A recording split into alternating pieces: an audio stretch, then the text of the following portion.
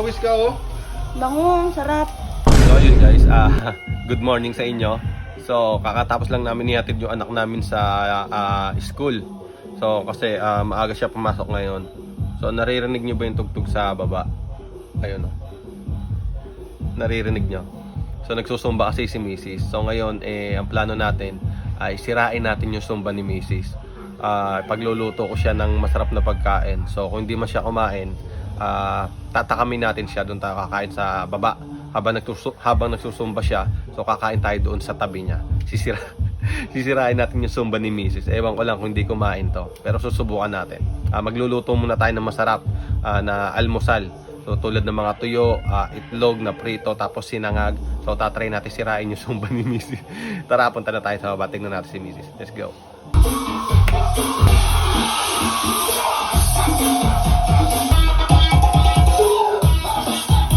So ayun guys, pawisan na si Mrs. So maghanap lang tayo dito kung ano yung pwede natin ilutong almusal. Basta doon tayo kakain sa tabi niya. So ayun guys, meron tayo ditong ano, ito yung mga nakita ko sa rep. Yan, meron tayo ditong tuyo. Napiprito lang natin yan. Tapos meron dito itlog na pula, ang sarap oh. Tapos may kamatis, lagyan natin ng sibuyas. Prito muna natin itong tuyo. Maninira tayo na sumba ngayon.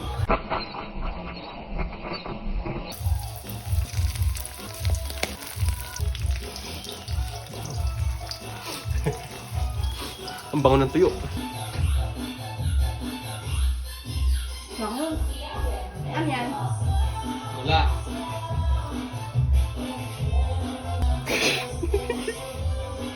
Sabi ko sa inyo, sisilip yun eh.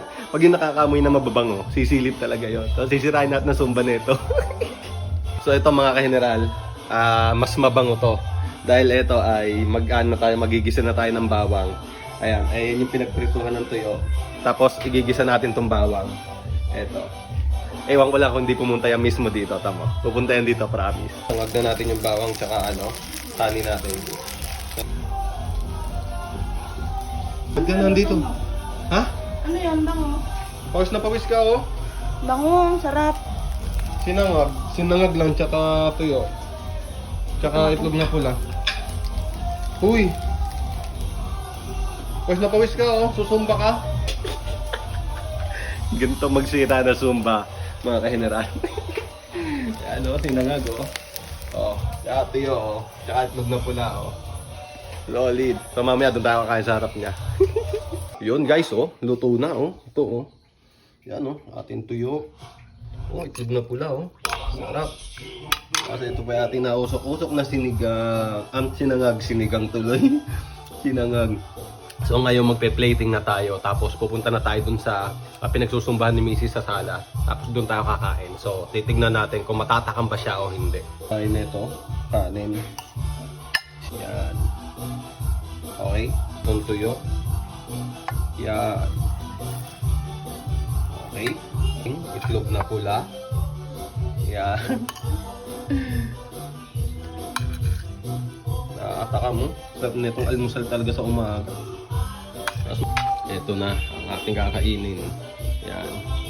So tara guys, samahan nyo ako kung paano ba natin tatakamin si Mrs. Ayan, paano ba natin sisirain ang pagsusumba ni Mrs. Ito na ang ating pagkain. Yan. Let's go!